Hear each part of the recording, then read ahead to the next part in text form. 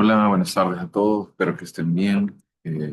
Les adjunto el video de la última parte de la presentación uno, que es lo relacionado con la psicología de la normalidad y anormalidad, y vamos a terminar de ver el tema de la historia de, de los conceptos. Nos hemos quedado por acá hablando, y hago un repaso breve de las etapas que hemos hablado acerca de los cuatro momentos principales, que era el concepto mágico, que va desde la prehistoria hasta el Renacimiento, el concepto organicista, que va desde el siglo XVI hasta más o menos el principio del siglo XIX, el concepto psicológico, que va del siglo XIX al XX, y el concepto biopsicosocial, que es del siglo XX a la actualidad.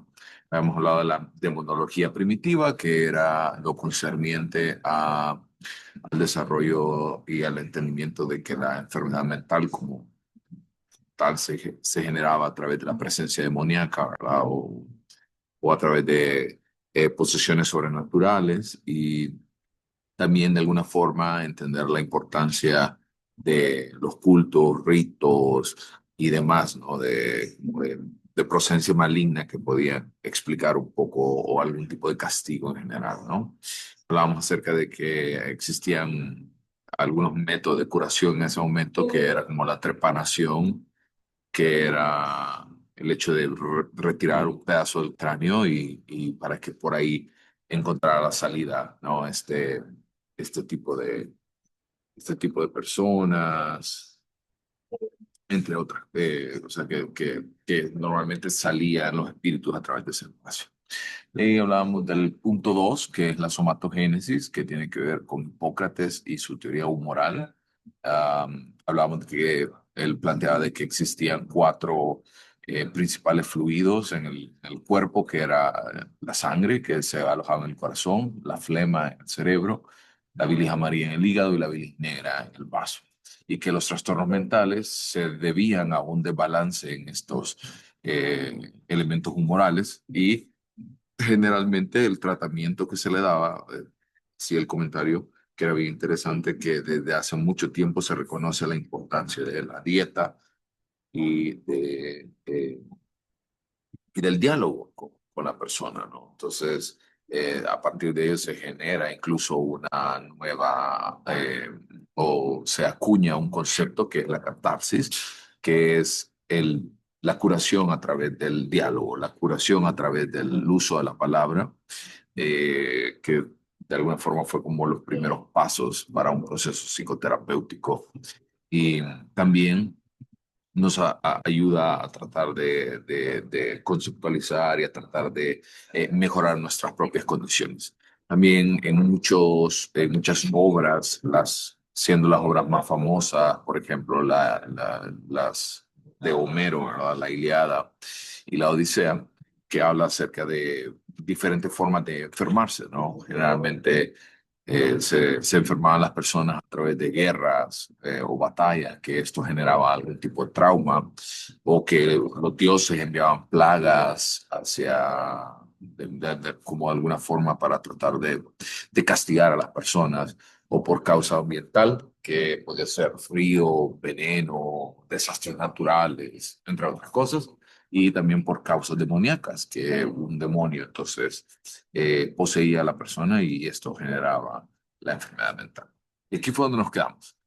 De ahí tenemos que hablar acerca del punto 3, que es la Edad Media, que va más o menos del siglo IV antes de Cristo hasta el siglo, aproximadamente siglo XIV después de Cristo. Dos figuras importantes nacen acá, que es obviamente Galeno, que es uno de los autores o de las figuras históricas más importantes. Él residía obviamente en Roma, y el hecho de que Roma se convirtió en una potencia geopolítica, eh, obviamente a través de la guerra, a través de la expansión y el dominio de otras culturas, hizo que el imperio se volviera tan grande que era muy difícil tratar de encontrar un equilibrio, y por eso se estancó mucho en avances médicos, tecnológicos y demás. También a partir de esto y de la muerte de Galeno, que es una de las figuras más relevantes que les decía, genera una etapa que se conoce como la etapa del oscurantismo. Y la etapa del oscurantismo es vital para nosotros eh, porque obviamente abre paso a una etapa muy difícil en realidad para diferentes países y para la humanidad en general, porque empiezan a tomar fuerza mucho las supersticiones de nuevo. No regresamos completamente a la etapa obviamente, ¿verdad? De la demonología, pero sí de alguna forma se retrocede estos avances que ya se habían alcanzado, ¿no? Entender que la enfermedad mental se podía deber a causas patológicas o a causas físicas. Y se regresa incluso en pensar de que son demonios los que están causando este tipo de situaciones en las personas afectadas. Y también el papel de la Iglesia Católica, que la Iglesia Católica ha sido muy caótica en realidad en muchas condiciones y esto lleva a que el, a que la Iglesia tome entonces un papel muy punitivo y entonces empezó por su propia cuenta, ¿no? A considerar que muchas de las personas que mostraban algún tipo de conducta distinta se consideraban herejes, se consideraban personas que tenían algún tipo de pacto con el diablo, ¿no? Y empieza entonces, eh, más o menos a través de diferentes siglos, sobre todo en el caso del Papa Inocencio octavo, que fue uno de los mayores de los actores más importantes que impulsó todo este tema de la cacería de brujas y considerar, por ejemplo, si ustedes revisan la historia, una de las causas primordiales que genera la peste negra en Europa tiene mucho que ver la Iglesia Católica y el hecho de tratar de, el hecho de tratar de erradicar a los gatos, ¿verdad? Ese tema bien interesante. Y el hecho de querer erradicar a los gatos porque se consideraban seres malignos, seres diabólicos, hizo que se propagara mucho más rápidamente a través de diferentes alimañas este tipo de enfermedades. Así que esta fue una etapa en realidad bien difícil para el desarrollo. Sin embargo, pasamos a la siguiente etapa, que es el renacimiento. Y el renacimiento entonces eh, nos coloca en esa,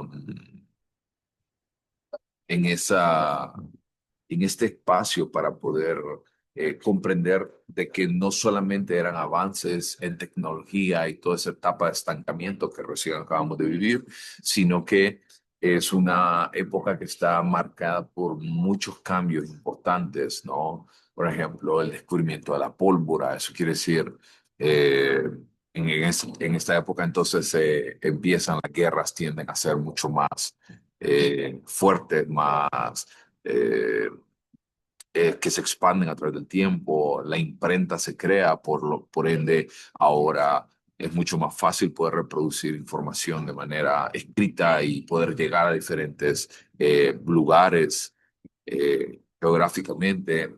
Lo que hablábamos acerca de la peste negra, ¿no? Que mató casi a la mitad de la población en Europa, la revolución que existió en el arte en general, ¿no? Cultura, pintura. Vemos acá muchas de las pinturas eh, más famosas e importantes que se van a ir desarrollando en esta época. Además de eso, también en esta etapa se retoma un poco el pensamiento de Hipócrates, que era el hecho de que existe algún tipo de balance en nuestro cuerpo, algún tipo de desequilibrio que genera entonces este tipo de condiciones o de conductas. Y que también empezamos a tratar de colocar como un punto de partida, dónde se alojan, dónde están las enfermedades mentales y eso quiere decir de que nos lleva a pensar de que las enfermedades mentales eh,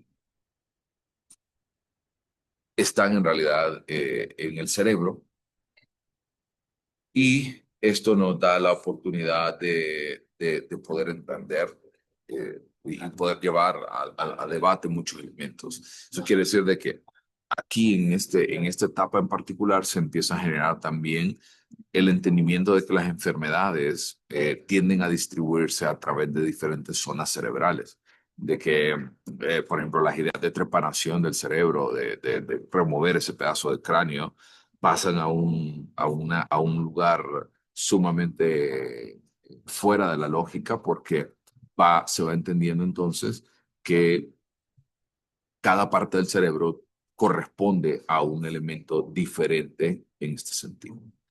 También caso de esta etapa del Renacimiento, empieza a dar la oportunidad para que otros autores muy relevantes empiecen entonces a proliferar el estudio de las enfermedades mentales. Eh, es entonces para esta etapa que um, existe una proliferación de entendimiento de enfermedades mentales y Emil Kraepelin, que es uno de los autores más importantes de de los autores más importantes para lo que formó la base del DCM, del CIE-10, de los sistemas de clasificación.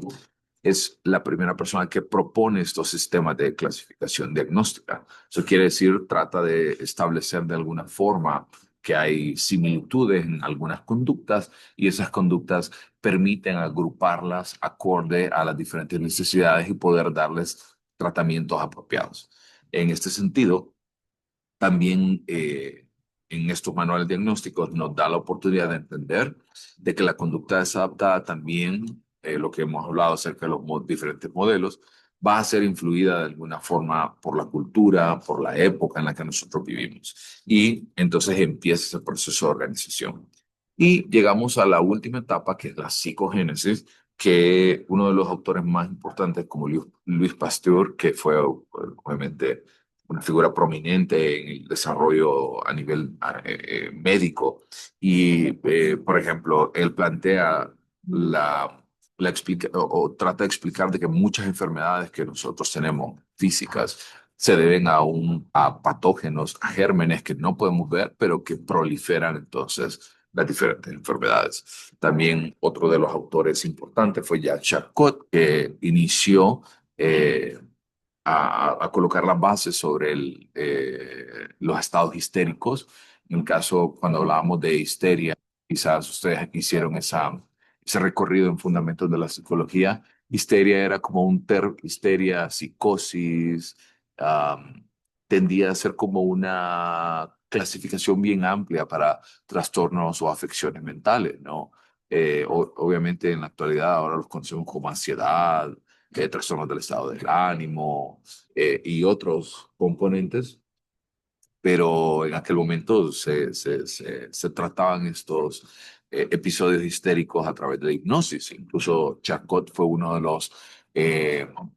los maestros, si lo queremos ver de esa forma, de Freud, porque le enseñó esos primeros pasos concernientes a la hipnosis. Otro autor muy importante que fue Joseph Breuer, que él descubrió de que de alguna forma estos síntomas histéricos podían ser curados o aliviados cuando el paciente era capaz de poder recordar el evento original que provocó ese síntoma. Esto fue denominado el método catártico, que funcionó, digamos, o que puso las bases del psicoanálisis de Freud. Entonces, y ahí es donde nosotros actualmente estamos, digamos, en términos de anormalidad, y esto nos ha llevado, obviamente, a estudiar diferentes componentes, aspectos, que en la actualidad nos lleva a entender estos diferentes comportamientos y el tratamiento que se le puede dar. Y con eso terminamos la revisión más o menos de la historia de la psicología anormal y vamos a hablar de diferentes términos. En este caso, voy a tratar de ser lo más explícito posible, sin embargo, van a observar que pues o sea, no hay mucho más que agregarle porque son conceptos básicos. Vamos a iniciar por algunos como, por ejemplo, el estrés. Generalmente cuando nosotros pensamos en estrés, pensamos en que me duele el cuello, me duele esta parte, me duele aquí, me duele allá, pero en realidad el estrés es una, es una respuesta que nuestro cuerpo va a generar a través de diferentes factores. Y pensémoslo por un segundo. El estrés. Ustedes vienen y se sienten que algunas cosas, por ejemplo, alguna tarea, alguna parte de su trabajo, sobrepasa sus habilidades. O sea, generalmente vemos que no somos capaces de poderlo abordar. Generalmente el estrés viene a través de un cambio inesperado, una muerte repentina, un divorcio, algo súbito que cambia entonces el status quo que ha mantenido hasta ese momento. Crisis de vida, como por ejemplo pueden ser algunos elementos como convertirse en padre, como por ejemplo la jubilación, puede ser o crisis de desarrollo en las etapas de la adolescencia, adultez mediana, la desesperación que puede tener un individuo ya al final de sus días. Todo esto está muy relacionado con la generación del estrés. También vamos a distinguir que el estrés, vamos a tratar de distinguir estos componentes. En primer lugar, cuando nosotros hablamos de estrés, estamos hablando de lo que acabamos de distinguir, que es un patrón de respuestas. ¿Cuál es ese patrón de respuestas? Generalmente es dolores, alteraciones en algunos sistemas, el sistema digestivo, el sistema nervioso, y en general a ser tiende a ser muy particular para cada uno de nosotros. De ahí tenemos un estresante traumático, que quiere decir que es cualquier evento, eh, que es cualquier evento relacionado relacionado con una situación como una amenaza de muerte, un accidente, violencia sexual en muchas cosas. A eso nos referimos como estresante traumático. Un estresor, por otra parte, es cualquier factor que sea emocional, físico, social, económico o cualquier otro factor que pueda perturbar ese equilibrio que hemos hablado. Por ejemplo, de ese estrés no es como el anterior, no es como el traumático, que es algo que viene a irrumpir nuestras vidas, sino que es ese estrés silencioso que está todo el tiempo ahí, que nosotros eh, casi pasa desapercibido, pero tiende a cambiar en realidad nuestro equilibrio mental, cognitivo, social, emocional, entre otras cosas. Y luego tenemos el estresor psicológico, que es cualquier evento de vida o cambio de vida que puede estar asociado con el inicio, la aparición o la exacerbación de un trastorno mental. Cuando hablamos de la exacerbación, puede ser de que un individuo ya tenga, o sea, ya lo vamos a ver esto, que tenga factores de riesgo asociados con una enfermedad. Pueden ser factores de riesgo biológicos, pueden ser factores de riesgo sociales, y que a través de las diferentes situaciones de vida que pasa, exacerban o hacen que este tipo de trastornos mentales se disparen. Imagínense nosotros, Honduras, que vivimos en el día a día, que constantemente estamos eh, que constantemente estamos enfrentándonos ante situaciones como por ejemplo, um, como por ejemplo, ahí el ejemplo que les quiero dar es, vamos caminando por la calle y usted tiene de repente el factor de riesgo de ser muy desconfiado, muy ansioso, y de repente le asaltan, ¿no? O sea, y le quitan las cosas y usan la violencia, y usted desarrolla entonces ahora un estrés constante por estar fuera de su casa, porque me vuelva a pasar algo similar. Entonces, estos factores de riesgo desarrollan o hace que de alguna forma sea más proclive usted a desarrollar este trastorno. Hablamos de los factores de riesgo. Existen, y vamos a ver esto más adelante con cada uno de los trastornos. No quiere decir de que porque su padre o su madre padecen de un trastorno mental, es que por regla usted va a tener también ese trastorno mental. Generalmente no ocurre de esa manera. Sin embargo, sí existe una susceptibilidad genética, quiere decir de que probablemente el gen esté presente y no es que solo un gen hace que el trastorno se desarrolle. Por ahí hay algunos trastornos que sí, la carga genética es muy, muy importante, pero no va a ocurrir al 100% en este sentido. ¿Verdad? Se puede existir una susceptibilidad genética, puede haber otros factores asociados como la negligencia o el abuso durante la infancia. Esto lo vemos frecuentemente en el caso, por ejemplo, ustedes creo que ya han podido ver eh, este tipo de casos de asesinos seriales, de personas que tuvieron un impacto en el desarrollo de la historia de la criminología y demás. Y generalmente vemos la negligencia o el abuso durante la infancia. Ese tiende a estar muy, muy, muy frecuente en este sentido. También otros factores de riesgo asociados puede ser inteligencia por debajo del promedio, individuos que de repente no tienen las habilidades cognitivas, emocionales para poder afrontar el día a día. Puede ser también una discordia, ¿verdad? Muy, muy severa. Problemas familiares recurrentes, ese es un factor de riesgo muy considerable. La desventaja socioeconómica, o sea, eso es como, le digo yo, que es como, siempre es como un efecto dominó. Generalmente cuando tenemos dificultades socioeconómicas, esto hace que se nos imposibilite acceder, por ejemplo, a servicios de salud mental, a servicios de salud bucal, salud física, etcétera. Entonces, esto es bien, bien frecuente y tiende a ser bastante importante en este sentido. Por ejemplo, el hacinamiento o familias de gran tamaño puede ser un factor de riesgo, desde probabilidades donde la persona de repente, pues, o lastimosamente sufren de violencia sexual, violencia física, psicológica, no hay privacidad, tantas cosas alrededor de esto. También en el caso, por ejemplo, de una familia de gran tamaño, podemos observar que son personas que tienden a pasar como debajo del radar, ¿no? De repente son personas que su padre y su madre no les prestan atención, porque de repente, pues, las personas no le prestan atención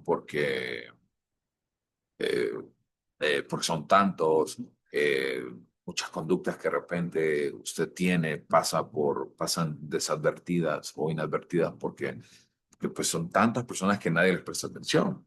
O, por ejemplo, en el caso que ya existan como records de los padres que tengan algún tipo de problemas con la ley, generalmente aquí paterna está muy asociado con parental también en ese sentido. Es bien importante poder hacer esa aclaración porque tiende a ser o tiende a causar muchos elementos asociados con conductas criminalísticas, ¿no? Como, por ejemplo, generalmente cuando vemos que un padre o una madre tiene conductas ligadas con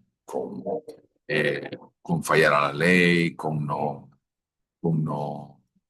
cumplir los requerimientos mínimos. Generalmente los hijos también comparten ese tipo de conductas. También, por otro lado, generalmente cuando la madre tiene algún tipo de trastorno mental puede verse muy, muy afectado o un trastorno o una enfermedad física durante el embarazo, por ejemplo, puede estar muy asociado con la aparición de otros trastornos, por ejemplo, o la utilización, imagínense, de sustancias a través del embarazo o el parto, enfermedades de transmisión sexual que de repente no desconocen y eso se lo pasa entonces al feto. También la desorganización comunitaria, cuando hablamos de esto, quiere decir de que no contamos con servicios de apoyo apropiados. Eh, Creo yo que ustedes podrán dar fe cuando estén escuchando esta grabación que eh, el hecho del tráfico, por ejemplo, en Tegucigalpa, que nosotros vivimos en el día a día, es un caos todo el tiempo. Y es como vivimos en un estado de alerta constante a través de todo el tiempo. Entonces, es bien importante que nosotros entendamos, ¿no? Eh, a nivel social, el estrés que nosotros tenemos. también escuelas o infraestructura, o, no, o bueno, no solamente infraestructura, cuando hablamos de a un nivel estructural escolar, ¿no? Que de repente pues no cumplen los requerimientos mínimos básicos para la adquisición de habilidades. Por ejemplo, veamos las escuelas públicas en Honduras, qué pasa constantemente con esto, de que nunca cumplen los días de ley que debería de cumplir de clases. Entonces, todos los niños van acarreando un montón de baches a través del tiempo y que tienden entonces a convertirse más severos en adultos. También otros casos como racismo, discriminación, abuso policial.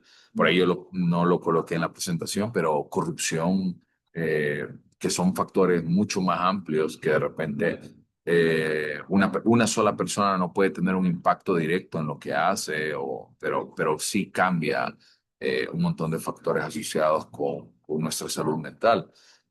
No sé si habrá sido el caso de ustedes, pero y espero que no, pero imagínense cuántas personas murieron en el COVID-19 a través de la pandemia y todo ese tiempo, y esperando camillas, esperando hospitales que nunca llegaron, medicamentos sobrevalorados que no pudieron acceder, las farmacéuticas también colocando precios inaccesibles, las aseguradoras o los hospitales no se dan abasto, el personal de salud tampoco se da abasto. Entonces, todo eso tiene un impacto en realidad en nuestro. Y todos esos son factores de riesgo.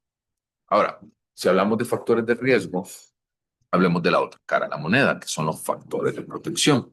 Los factores de protección tienen que ver, por ejemplo, el estado de ánimo, ¿sí? O el tipo de personalidad que puede tener un individuo. Eh, o, por ejemplo, puede ser que sea un individuo que tenga una inteligencia por arriba del promedio, y esto hace que o se le facilita diferentes acciones, posibilidades, ¿sí? O, por ejemplo, la competencia social, las habilidades sociales que puede tener un individuo y las facilidades que tiene alguien para poder alcanzar este tipo de capacidades. También una estructura familiar de menor tamaño, donde hay personas entonces que les prestan atención, que están frente a frente, que les permiten esas habilidades, que tienen contacto social. Hace poquito, antes de iniciar la clase, me puse a leer un poco acerca de un estudio que hablaba que en los últimos años se ha disminuido considerablemente la cantidad de tiempo que los padres de familia pasan con sus hijos, como que estuviéramos tercerizando, ¿no? Como que estuviéramos tercerizando nuestra crianza de los hijos, ¿no? También relaciones comprensivas con los padres, relaciones de confianza, de amor, de, ¿cómo se llama? De respeto, de transparencia en este sentido, o las relaciones también con los hermanos, cuando vemos una estructura y una constelación familiar bien fuerte, bien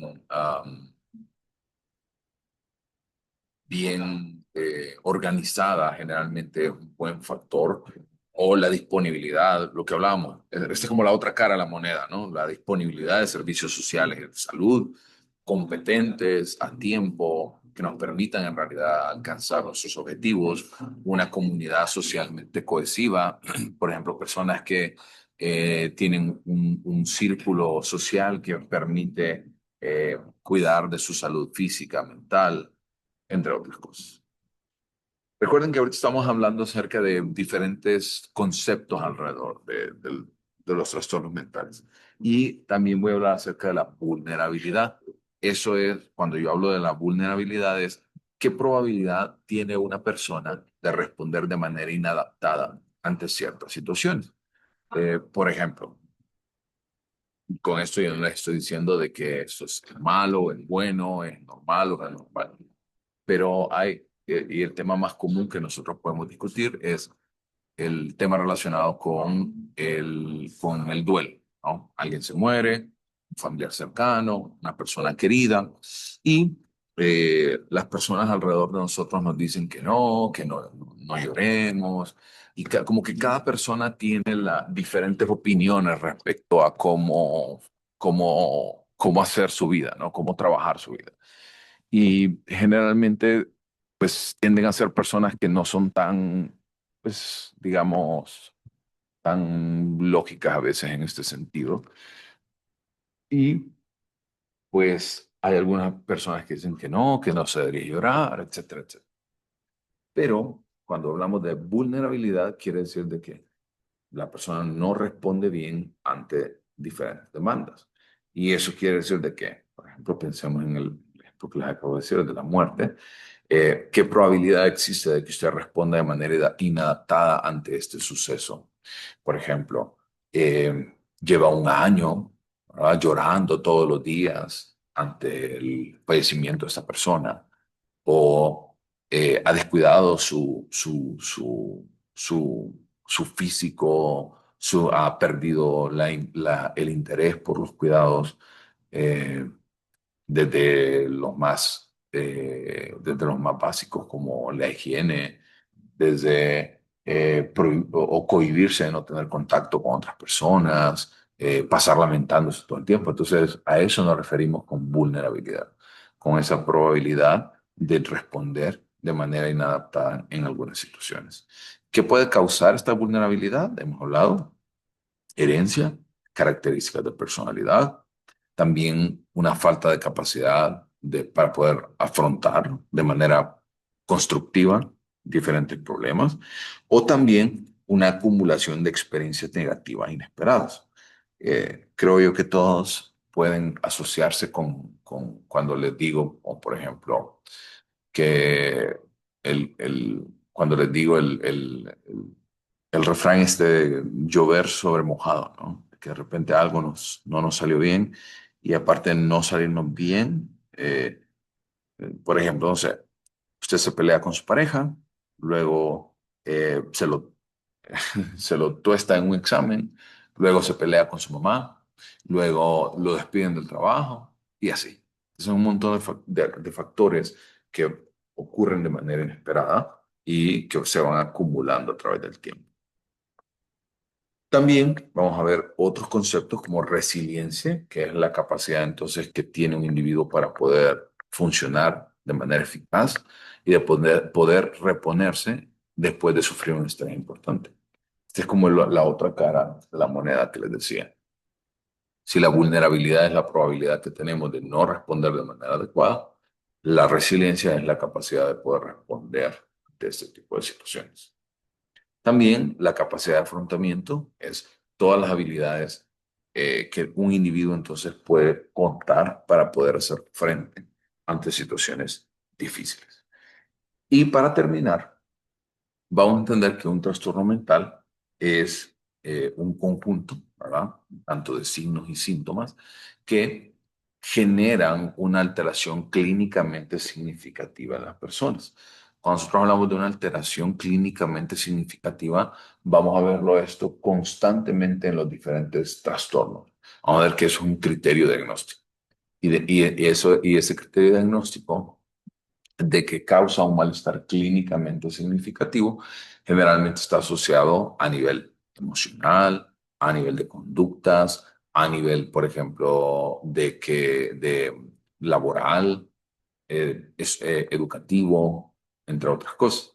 Por ejemplo, imagínense que, volviendo al ejemplo del duelo, alguien fallece y ha pasado ya más de un año, ya no es una respuesta habitual al duelo, sino que la persona, por ejemplo, la despidieron del trabajo porque pues ya no se concentraba, no cumplía con sus labores.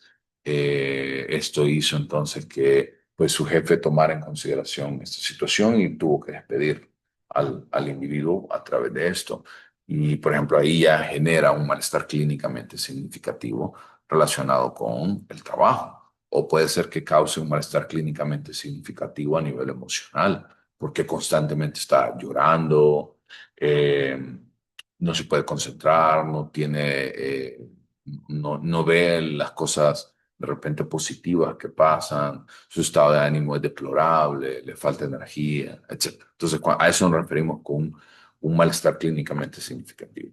Y generalmente en los trastornos mentales también están muy asociados a lo que hemos discutido, que es un estrés significativo o también una discapacidad puede estar asociado con esto. No solamente puede ser una discapacidad en la persona, sino también tener a un familiar con discapacidad puede generar algún tipo de trastorno mental también. También una respuesta que puede ser predecible o culturalmente aceptable ante un estrés usual o una pérdida, tal como la muerte, no va a constituir un trastorno mental. Pensemos, volviendo al ejemplo del duelo, se muere esta persona y usted pues, llora 2 semanas consecutivas y le hace falta y todos los días está ahí, pero después de esas 2 semanas se va reponiendo y usted pues recuerda obviamente al fallecido, le duele a veces recordarlo, le duele de repente que se encontró con algo, con una ropa, con un detalle, con una pertenencia, y pues da su lloradita, pero no lo piensa constantemente, no se ha detenido en su vida y continúa. Y va aprendiendo a vivir sin esta persona. O sea, esa es una respuesta, en realidad, como culturalmente aceptable, ¿no? Es como lo lógico que nosotros nos podríamos. Y entonces con eso terminamos la clase de hoy.